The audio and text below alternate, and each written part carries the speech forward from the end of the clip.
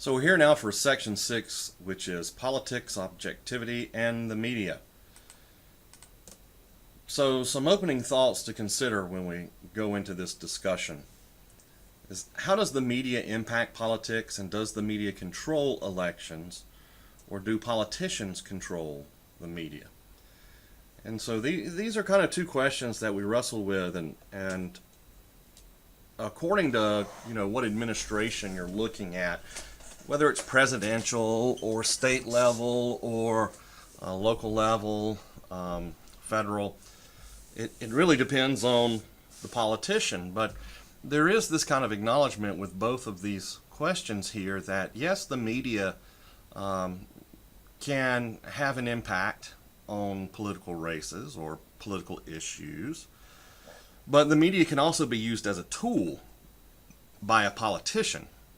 Okay, so there's a duality there that kind of exists, and I would ask you to kind of think of examples in both of these situations where you think the media is controlling politics, or is a politician really kind of manipulating and navigating the media. So what is the importance of media to political persuasion? Well, it really depends on your perspective. And there's different ways. What I mean by that is different ways to look at this. There is that effects model in which we've talked about before, this hypodermic needle theory, which is that media coverage of politics is completely in control of persuading voters. In other words, the media gives the message and the audience just kind of buys into it. So and a lot of this sometimes we can just talk about as propaganda, where the media is putting out information that may be persuading someone to vote in a particular way. But the question you have to ask then is the information true and accurate?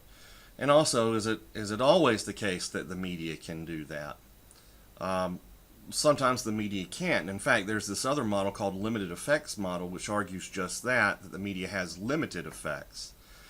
In particular, it says the media may be persuasive in a political issue, but there's also other outside forces that are just as likely to act. Okay, so if you're loyal to a party, that's going to influence your vote. The opinion of your friends, your close circle, that's going to matter. Your upbringing, what political party were your parents affiliated, that's going to impact your political decisions. So it's much more likely that media simply reinforces your prior beliefs, and that you actively select media which does reinforce you. And that's more looking at a limited effects model. Okay.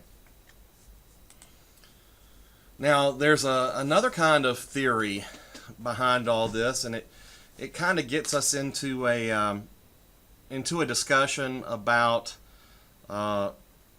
perhaps not just candidates, but positions on things, issues, policy. And that gets us into kind of a new realm of theory, which is this theory of political economy. Noam Chomsky, who you see a picture of here, he's still alive, but he's an elderly man at this point.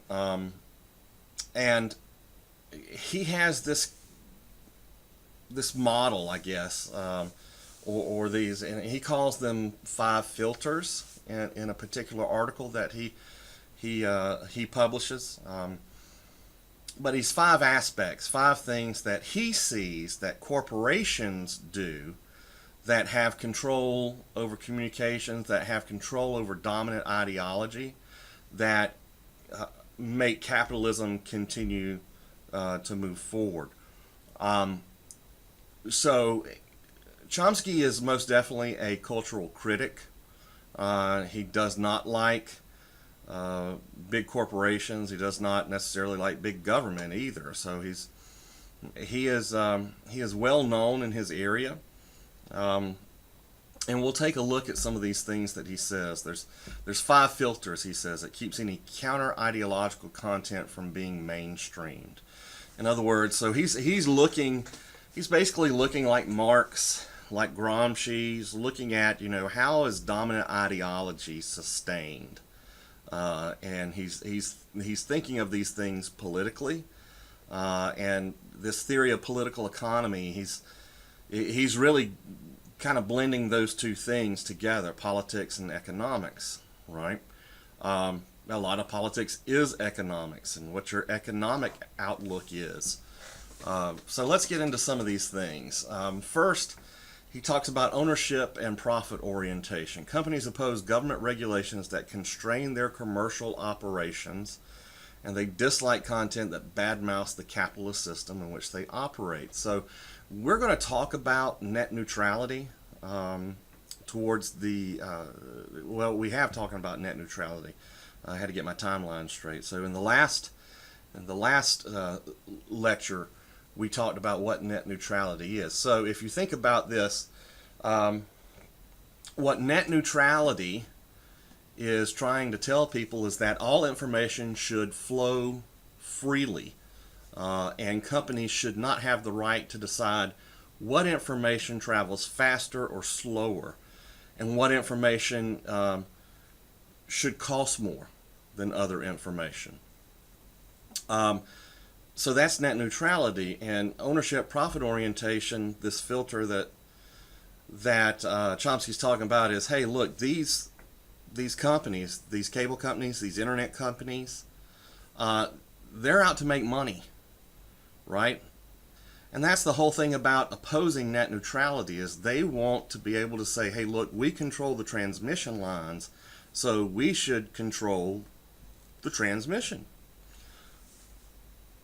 And so when they try to lobby the government to say, hey, we need to strike down any kind of net neutrality laws, we need to be able to charge based on information.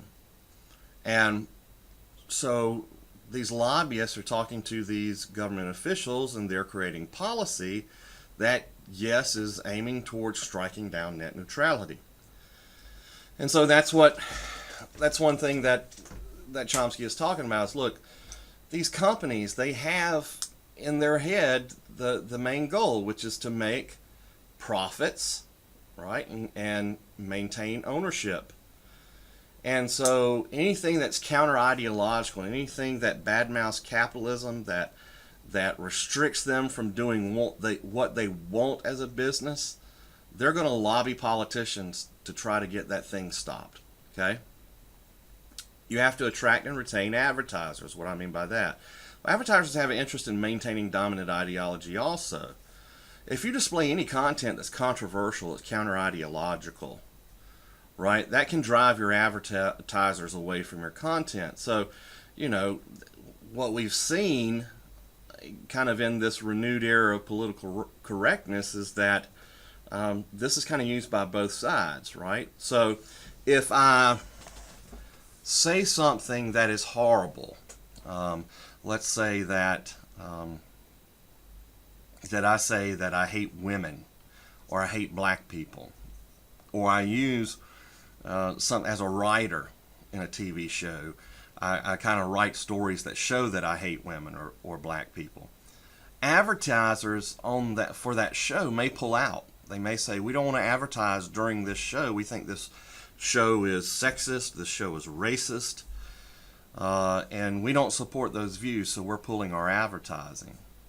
That can happen, and maybe that's a good thing, or maybe it gets abused a little bit too much. But on the flip side, you have people that pull advertising because they think, what you're saying is against the dominant ideology, right? So I don't like how this television show questions religion and Christianity. So advertisers pull their funding away from the show. And I have examples of this that I'll show in class about these filters. But yeah, if the corporations that make this stuff, that make these TV shows, or that air these TV shows rather, they have a vested interest in not upsetting advertisers, okay? Keeping advertisers where they're at with money flowing into the program. Influence from outside wealthy or powerful groups. Sometimes a news organization does not want to question someone because of the amount of wealth or power that they hold. That wealth and power that they hold can make the job easier for reporters, or it can make it harder for reporters, right? Political parties, interest groups, other corporations can provide media companies with access and therefore exert influence on media companies to make sure they run favorable content, right? So, for example, Westinghouse was going to buy out CBS at one point. CBS, and they did. CBS on 60 Minutes was about to release a report that showed tobacco was harmful to people, and that the tobacco companies knew it and were still manipulating the recipe, so to speak, to make it more addictive, which also, as a side effect, was making things a little bit more cancerous too. So when 60 Minutes was going to come out with that report, the tobacco companies threatened to sue CBS. CBS was trying to complete its business deal so that Westinghouse bought it out. And so they squashed the story. They killed off the story because CBS was afraid that if it ran that on 60 Minutes, Westinghouse would back out of the deal. Okay, and this is going to kind of flow into the fourth filter that Chomsky has, which is this filter known as FLAC. We'll talk about that in a second. But political parties can do this too. One of the key things you can see is like Fox at one point upset President Trump, and it was in particular due to Megyn Kelly's hosting a debate, and Trump was not happy with it. Trump decided to boycott the next debate, and perhaps this is a better example of influence from outside wealthy, powerful groups. So if we really kind of backtrack just for a second and think about that.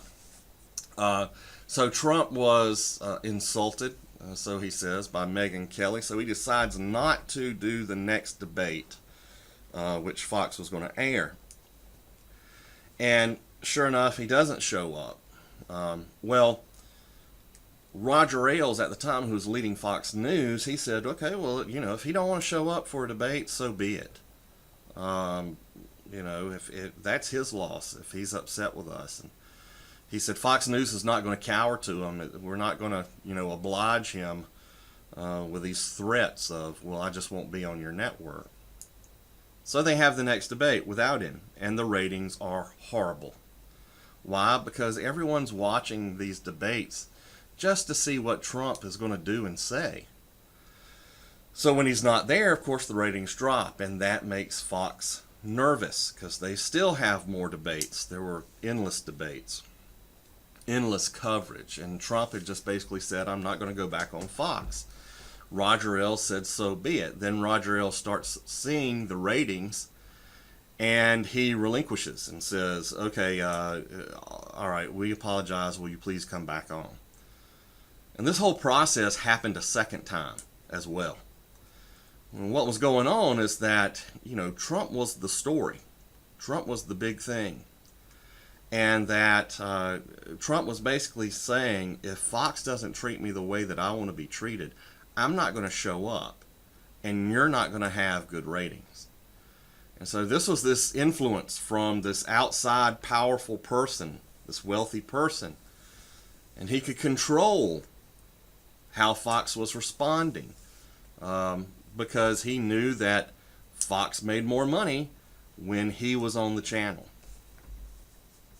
The fourth thing I said was FLAC, and again, this is kind of, I guess, more in line with the Westinghouse deal with CBS. FLAC is when, you air something that runs counter to dominant ideology, and there's this threat that there's going to be blowback. legal consequences. So, if you air that, if you run that, I'm going to sue you. If you say that in public, I'll sue you. Um, you know, Bill Maher, who has a comedy, current topics kind of talk show, a political talk show. It's called Real Time with Bill Maher. Donald Trump actually sued him. Now, Bill Maher is first and foremost a comedian, and he made a joke that he said Trump looked like he was the son of a baboon, of an orange baboon.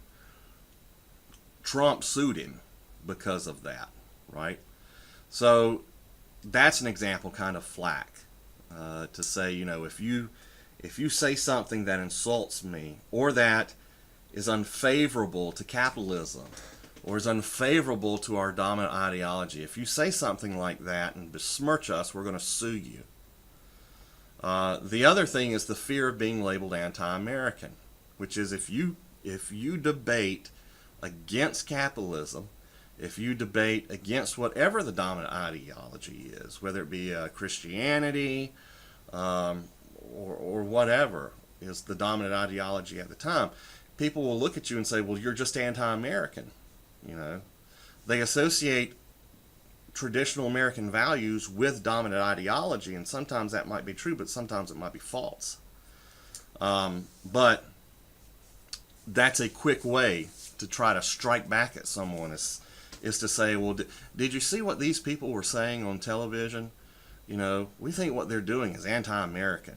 They're trying to destroy America. It's a common kind of talk back to make whoever was initially countering the ideology, to make them seem like an evil, valueless person. There's another theory of how politics gets worked into the media, and this is called agenda setting, which is to say that the media may not exactly tell you what you should do, how you should vote. It doesn't necessarily tell you this candidate is better than another candidate, but what it does is it can select what topics it wants to talk about. By doing that, it sets an agenda. It favors one thing over the other. This is very easy to see. It's I think rather obvious right now that CNN is anti-Trump, Fox is pro-Trump. So if there's a news event that happens that day, pay attention to both CNN and Fox and see what they cover. So if Trump does something horrible, let's say he tweets something out that is just, it's not based in truth, it's mean-spirited towards a rival or something like that, if that night then, if you go on CNN, you're going to see that being reported, right? You're going to see people talking about the stupid thing that Trump said. Meanwhile, you switch over to Fox, what are they going to say? They're going to say, hey, tonight we're going to talk about illegal immigration. They're not even going to address the topic of what Trump said. They're choosing to set the agenda that does not paint him in a bad light. The same is equally true in reverse. So let's say the unemployment rates come out and it shows that unemployment rate is at an all-time low. Guess what Fox is going to talk about that night? The victory we have economically. That's what they're going to discuss. CNN is going to pivot and talk about, well, let's revisit the Stormy Daniels case, right? Let's revisit Trump's interaction with prostitutes or with Russia, okay? So they're setting the agenda. They're trying to decide what is going to be the topic of discussion. And this could be, like I just illustrated, kind of a short-term thing, like a daily decision, or it could be a long-term strategy of what we're going to decide to cover and not cover. There's also second-level agenda setting. This is sometimes called attribute salience, and sometimes people get confused about this. What does it mean? It shifts from setting the agenda from what to talk about to how are we going to talk about it, or how will we describe this. You know, for example, at what point does speaking about illegal immigration turn into talking about immigrants as mean, hardened criminals? Right? So there's this second level agenda setting where one person may be talking about immigration and may be framing it in a way that's saying, hey, remember, we're a nation of immigrants. Remember that our country is supposed to accept all immigrants who feel persecuted and who feel disenfranchised. We're supposed to be a beacon. That's literally what the Statue of Liberty is supposed to be, a beacon to say, come on, come here, we'll take care of you, we'll listen. So there's that way you can talk about immigration. Or we can talk about immigration the other way, which is to say, look, people are coming here illegally. There's a process, and they're not following that process, therefore they're criminals. Not only that, but there's a lot of bad people that are immigrating. Trump was talking about the drug dealers and the rapists and all that coming over as immigrants. So, you know, if we look at first level agenda setting, or what we just called, you know, normal agenda setting, maybe choosing a topic of immigration is setting the agenda. Is, you know, in this election cycle, we're going to talk about immigration. We're going to talk about economics, right? And so there's a select few topics that we're going to focus on.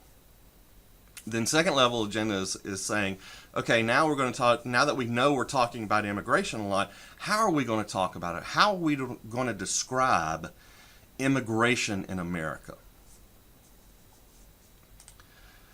A lot of times when people want to know about politics in the media, they just want to talk about the mainstream liberal media and say, well, is media liberal or conservative? And a lot of times what I hear is people refer to things as mainstream media.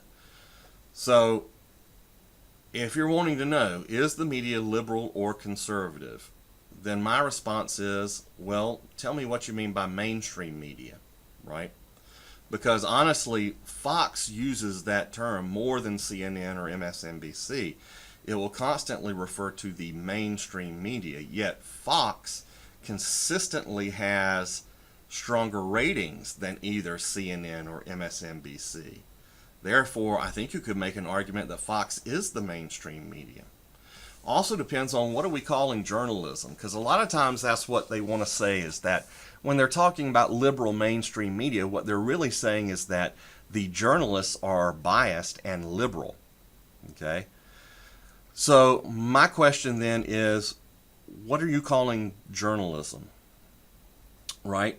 We can take Sean Hannity, who will argue up and down on one day that he is not a journalist. He simply takes the news that happened that day, that's happened that day, and puts his opinion on it. He'll say that one day. The next day he'll say, I'm a trained journalist. What I'm doing is accurate reporting. It's journalism. So the first thing we got to figure out is, what are you really calling journalism? Is it really a journalism, or is it opinion? Okay. Even still, there has been research by a scholar here, James Hamilton, that's found that overall news coverage does lean more towards liberalism, which is to say, if conservatives want to restrain from taking action, especially from government, if conservatives are saying we need less government interaction, and liberals are saying we need more government interaction to change something, my argument has always been that a media system, newspaper, evening broadcast, it should lean more towards liberalism. I'm not saying that it should be liberal. I'm saying that it should lean more towards concepts that are kind of traditionally thought of as liberal. And let me explain what I mean by that. What I mean is that if you look fundamentally at what news and journalism was supposed to do, and if you look especially in America, which is, that's the First Amendment was the right to a press, a free press. There is a heavy influence in America to say that journalism is there to hold people accountable, right? So when there is a breakdown in the way a system operates, the newspaper is to show you that breakdown. And what people tend to think is that, well, if there's a breakdown in this system, something needs to be done, something needs to intervene. And intervention and having a government come in and change things tends to be more of a liberal concept than a conservative concept, right? So I'm not necessarily saying they're all Democrats. What I'm saying is that the job of a good news source, honestly, is not just to tell you the pure facts. It's to tell you the story in a completely factual, accurate manner so that things can be done. Journalism is reporting just the facts, but I always think that the underlying motive there is to say, here's the story, do something now, right? Is it just who cares if Starkville High is winning all their football games? Who cares? Well, what the paper is doing is it's showing that to you because you're a fan. If you're a fan and you see that your team is starting to win, you're probably going to go to those games, right? It's the newspaper saying, hey, pay attention to this. We're on a winning streak, right? Or, hey, pay attention to this. There's an open congressional seat that has to be filled. And what is it? What is that? Why are they telling us that? Because their hope is that, and it may not be that they want to favor one candidate or another. They just want to tell us, hey, there's a congressional seat. You need to be active. You need to be thinking about who you want to elect here, right?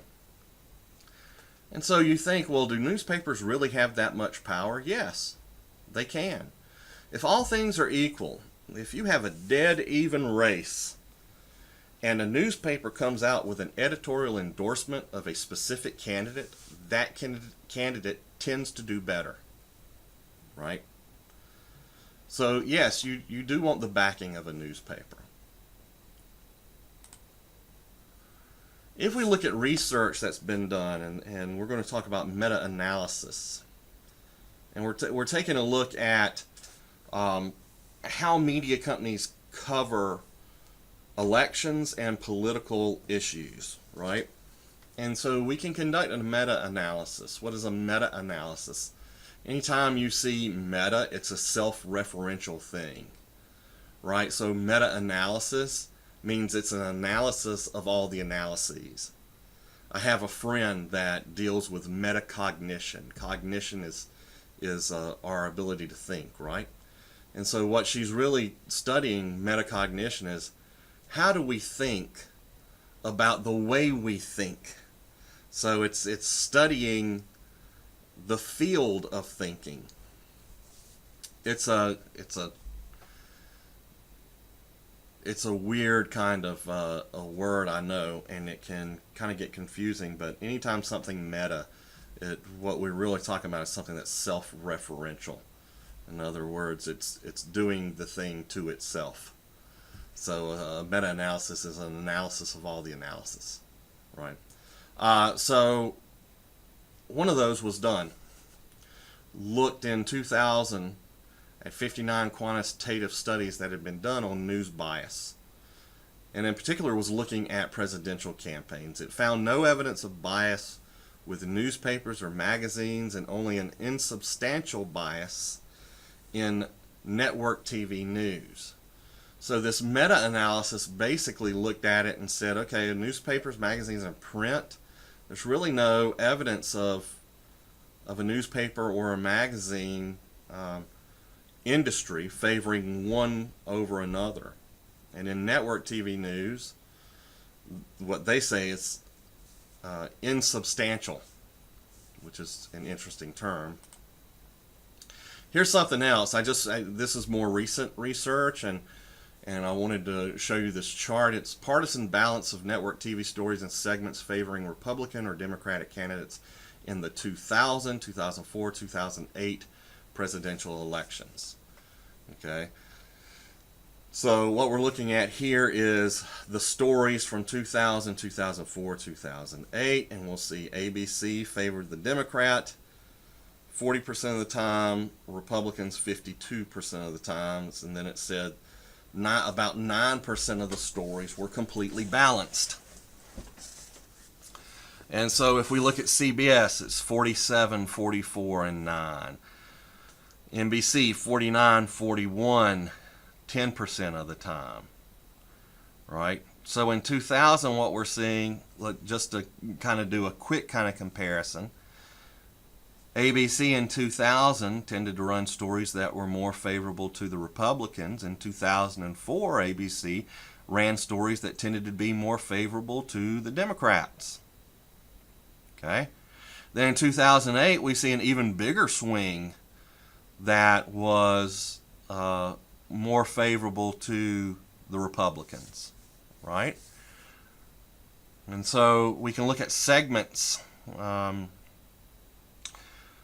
on air, and we can see the numbers there. Okay, still lined up the same way.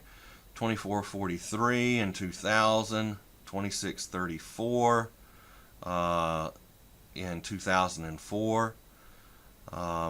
So there's a difference between a complete story, right? A huge news package.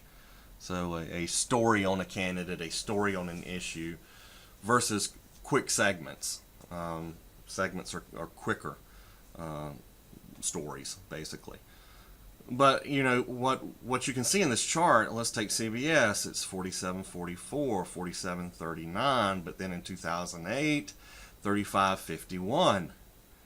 And we'll go backwards with NBC. NBC 52-38.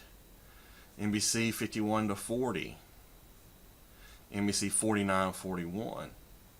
So what you see is that these things kind of change. They're not consistently going for one party over the other. At least that's what this shows. Okay? And the scary thing is that if you look, it says it's balanced 9, 9, 10, 10, 14, 9, 8, 14, 10. I mean, these are low numbers if you think about people qualifying a story as being balanced. So, the next thing I want to talk about is objectivity. Why does this become a huge issue? Why are we so worried about complete balance and no bias? Right? That's what objectivity is. That's what we're talking about when we talk about objectivity, is to be unbiased, to report a story accurately and not to insert yourself in there. This becomes a real issue in the 1920s. And this whole wave that we become afraid of in terms of what journalists can do is known as a period of yellow journalism. So what is yellow journalism? That's this fear that this thing was happening, in which you could have the owner of a news company like William Randolph Hearst, who owned the New York Journal. There's a kind of story regarding him and how he helped trump up the Spanish-American War, and that he liked Cuba, did not like the fact that it was a Spanish colony. He wanted Cuba to be an American colony. And so when there was this tension between Spain and America, a lot of people said that he used his newspaper to ratchet up the tension and to eventually cause there to be a war. Now, these exact same arguments were made during the War on Terror when America invaded Iraq. That there really wasn't that much evidence to say that Iraq had nuclear weapons or weapons of mass destruction, but that the media, both Fox and CNN and MSNBC and the networks, were all convinced and were reporting that there were weapons of mass destruction there. And that reporting and that inaccurate analysis may have pushed us into a war that we didn't need to be in. This was happening more and more in the 20s because you had, at this period in time, remember the Roaring Twenties, the boom and bust era, so and the era of monopolies. That's what you were encountering in journalism at that time too. You had single owners of multiple papers. You had these big city newspaper owners, right? And in the 20s, not a lot of radio, no TV. So the newspaper editors really controlled, or the newspaper owners really controlled the flow of information in America. And this scare of yellow journalism was that power may be too much to put into one person's hands. So because of that, there came this kind of evolution, or revolution if you want to call it that, in journalism, towards trying to figure out how do you practice objectivity, how do you eliminate bias in reporting, how do you stick just to the facts. And the problem is that it's really hard to do that. It's really hard as a writer, as a reporter, to completely divorce yourself from a story. You know, we see news reporters all the time that get emotional on air about something. Why? Because we're human. We have our own experiences. We have our own emotions. And so when we try to spit out a story like a robot, it just doesn't work. Objectivity and bias, there's this old quote that says the map is not the territory. What does that mean? It means that when you try to reproduce something, it really can never capture the original, right? Let me give you an example. If you go to a concert and you take your cell phone out and you start to record what's happening at a concert, sometimes that feeling is very different. What you're experiencing while you're there, the feeling that you're getting, the emotion, the intensity of a performer just leaving it all out on the stage, you know, great musicianship, great atmosphere, a feeling among the audience that they're all there together, that there's some kind of cohesion, that everyone's enjoying themselves. That's not easily captured on video. So the event of being there and having a great time is totally different than you rewatching it. You don't get that same feeling. And that's what people are talking about with this, the map is not the territory. I can show you a map of a beautiful landscape, but it's not going to be the same as if you were standing in the middle of that landscape, right? I have this favorite lighthouse in Georgia on this island that's not really populated that much. It's an island that you can only get to by ferry. There's not a lot of people coming and going. But I've been a number of times, and there's this old lighthouse that's set up, and it overlooks this marsh, and the marsh kind of turns into an ocean. And I love that scene. I love being there and experiencing that. And I've taken several photos of it, and in fact someone gave me a painting of it not too long ago that they had made. And it's nice, the painting's awesome, the photos are beautiful, but it's not the same as standing there and having the sand and the dirt up under your feet and looking out over the marsh and seeing the sun bounce off all the growth in the marsh, you know, smelling the smells of being right there near the ocean, hearing the wind blow through the marsh, looking out over that ocean that extends beyond the marsh. It's just a beautiful scene. But being there is totally different than looking at a photo. The same is true when you try to report a story. Someone reporting to you that there's a fire and what happened during an apartment fire is totally different than you yourself being in a fire, right? If you've experienced any kind of natural disaster, you know that that experience can never be captured in print or on video. The emotions are just totally different, right? But still, we aim for objectivity. We have a goal of saying, okay, well, our reporting needs to be fact-based. It needs to not have bias. And as a result of the 1920 scare and yell of journalism, what you get is you get this growth of journalism schools and colleges that are now turning journalism, which used to be, a job that really was thought of as somebody here in town needs to do it. Somebody needs to be the reporter. Who wants to do it? And then they make that person the reporter, and the reporter's telling stories, but they're trying to make money. They're trying to make a living. It really takes that kind of, well, here's just a standard position in society and turns it into, now it's a profession. Now it's something that you practice, that you try to get better at, right? There's standards, there's ethical guidelines that are developed, and the journalism schools come around at that time and are thinking about that, right? So they're coming up with these things and saying, okay, well, how do we combat bias? Now, how does bias exist? In journalism, it can exist as fabrication.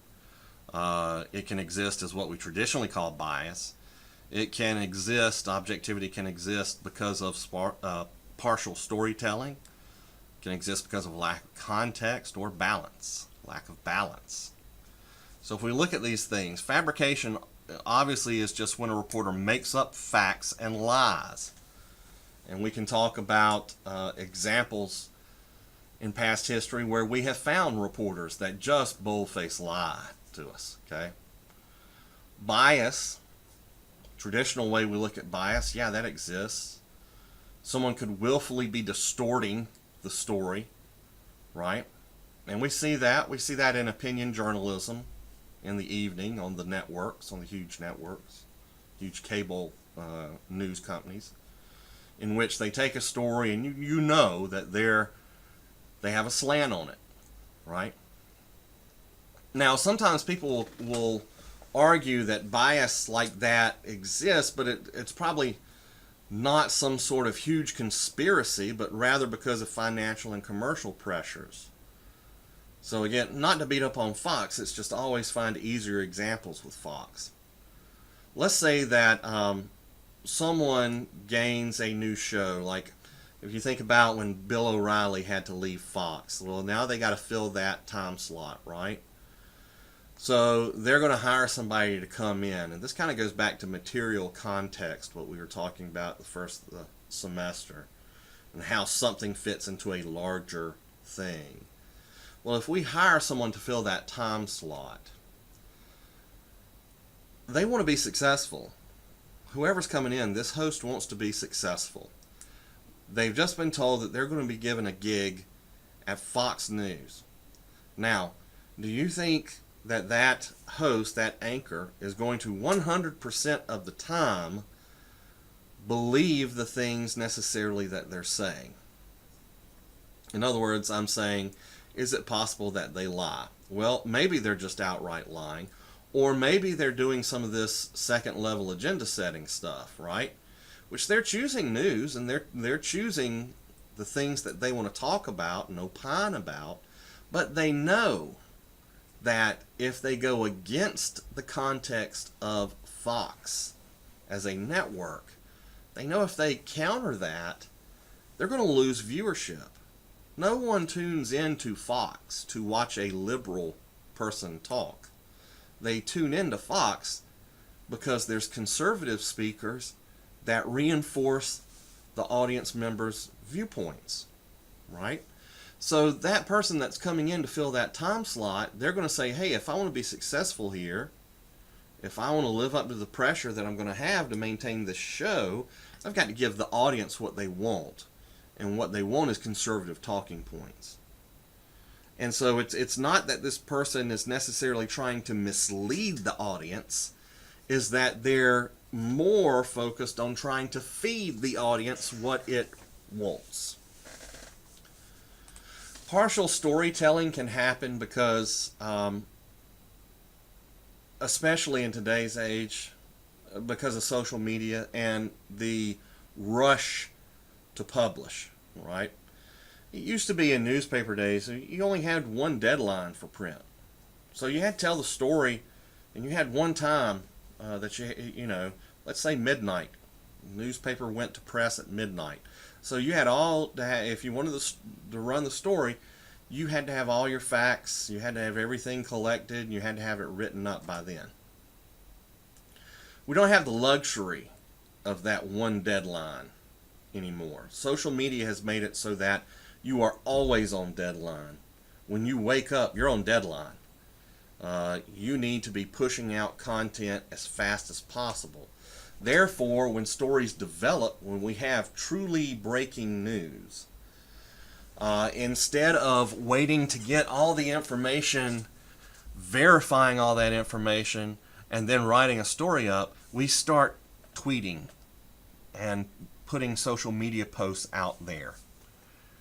And that could be, and if you look at any kind of major event like a school shooting, when we see that a school shooting has just occurred, pay attention to your media sources that are tweeting, and CNN that's on the air 24 hours a day. Pay attention to that, because they're going to get a lot of the story wrong in the first 2 hours.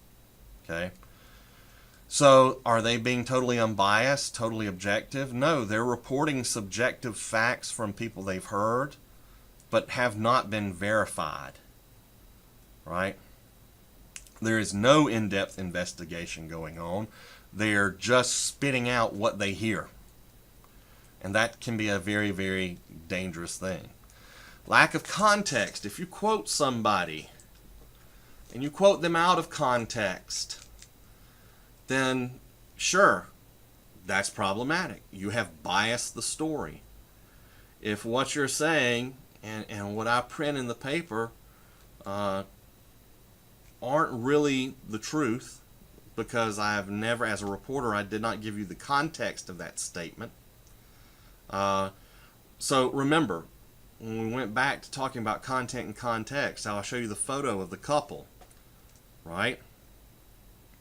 If I was to make up a story about that like I asked you to do, tell me who these people are and what they're doing, you can do that. But you didn't realize that they were at a lynching party. So if I just show that photo to everybody, they think, oh, here's a happy couple. Then I show them the context, and they're like, these people, how can they exist and be happy at this time? So quoting someone out of context is the same. You're going to mislead readers or viewers if you place someone's comments out of context. Lack of balance. So a journalist should provide both sides of a story. If you're covering a story, you want to cover both sides. So just as a quick example, here in Starkville, we have a contested mayoral election. The election was, in the past, but there were questions, and we had a clear winner, we thought. But there is the opponent who was contesting that the election wasn't carried out in a fair, legal way.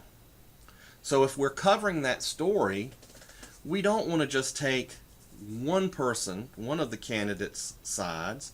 We want to speak to both candidates and see what both of their arguments are. If you have a story that's talking about tax increases and how we may have to raise taxes, instead of just going out and doing the story from the point of view of people who oppose the tax increase, you need to go out and find people who favor it and get their side of the story, and then the people who are against it get their side of the story. We had a debate not too long ago about whether we should keep the hospital, the Oktibbeha County Hospital, a public owned hospital, or sell to a private company. And there were pros and cons on both sides. And so a balanced journalism story would tell you both of those sides and let you figure out how you feel about the issue. Research has found that 48% of newspaper stories focusing on controversial issues were one-sided, most favored in issue 3-1.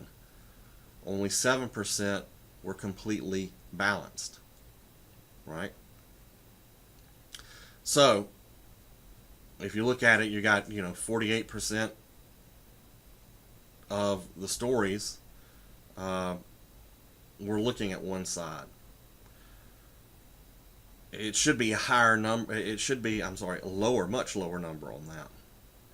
You're hoping that this 7% that were completely balanced, you're hoping that number would be a lot larger. So there is some work to do, all right? And finally, this is the last slide, standards for objective journalists. So because we know of all those things that existed, how you have all those things that interfere with objectivity and create bias, because we had this scare of yellow journalism, because these colleges then became erected to put out guidelines, ethical practices. Well, what did they come up with? What are the standards? So the best way to practice and maintain objectivity, present conflicting possibilities. In other words, again, tell both sides of the story.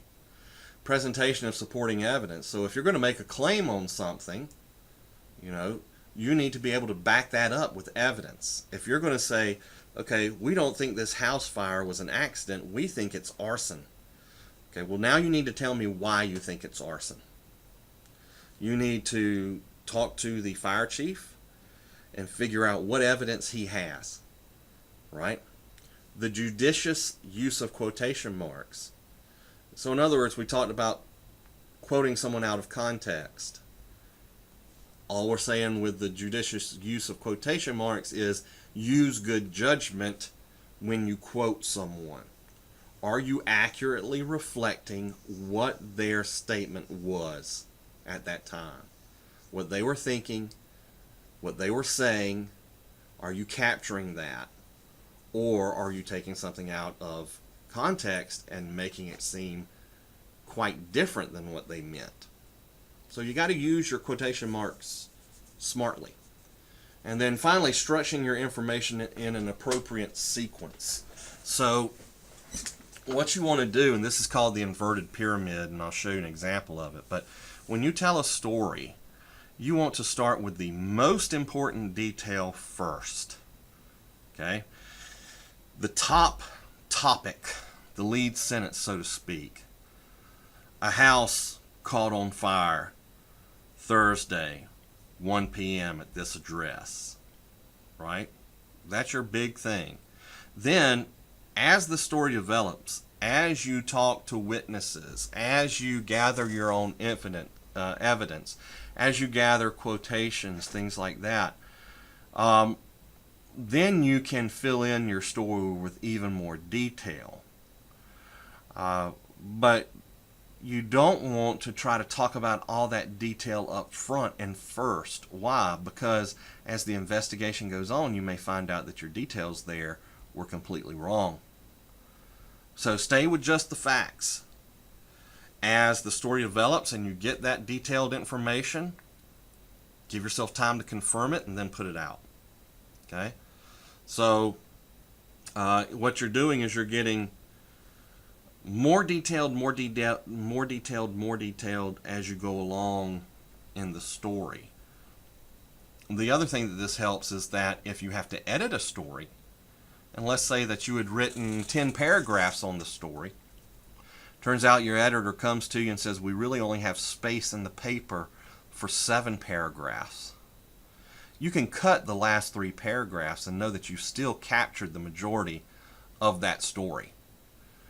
The cold, hard, true facts were in those first 7 paragraphs, you know.